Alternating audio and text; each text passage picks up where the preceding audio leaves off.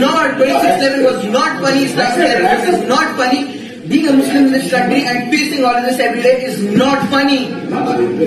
That's like my son. No. Will you talk to your son like that?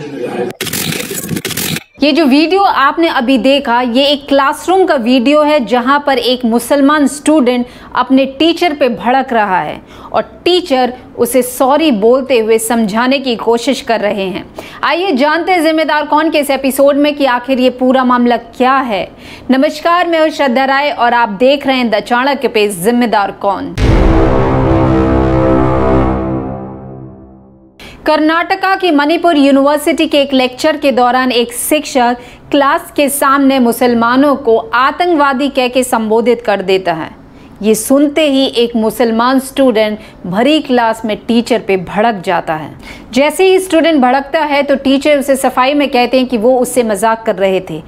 तो student कहता है, इस तरह का मजाक अस्वीकार्य है, आप मेरे मजहब को लेकर मजाक नहीं कर सकते। टीचर कहते हैं कि तुम मेरे बच्चे जैसे हो। तो स्टूडेंट कहता है, अगर एक पिता ऐसी बात कहेगा तो मैं उन्हें छोड़ दूंगा। टीचर कहते हैं कि ये बस एक मजाक की बात है। तो स्टूडेंट कहता है, नहीं, ऐसा नहीं है सर, ऐसा नहीं है। 26/11 कोई मजाक की बात नहीं थी। इस देश में एक मुसलमान होना और हर दिन यह सब झेलना मजाक की बात नहीं है। क्या आप अपने बेटे से इस तरह बात करेंगे? क्या आप उसे आतंकवादी के नाम से बुलाएंगे?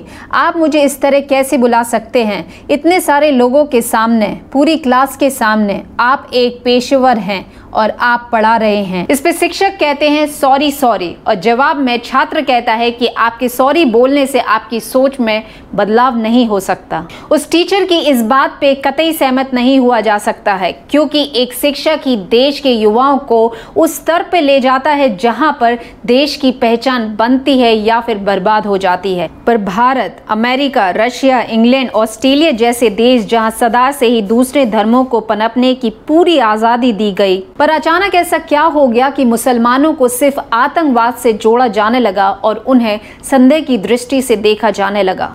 वहां अनेक हिंदू छात्रों की मौजूदगी और उनकी चुप्पी तो शायद इस तरफ इशारा कर रही है।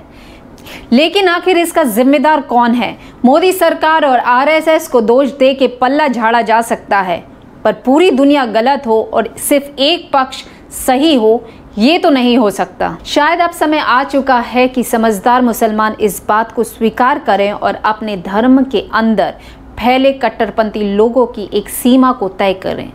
शायद तब जाके सब कुछ ठीक हो जाए। हो सकता है हमारा आकलन गलत हो, पर इस विषय में आप क्या राय रखते हैं, हमें कमेंट के माध्यम से ज़रूर साझा कीजिए। सुरक्षित रहिए, ध्यान रखिए। नमस्कार।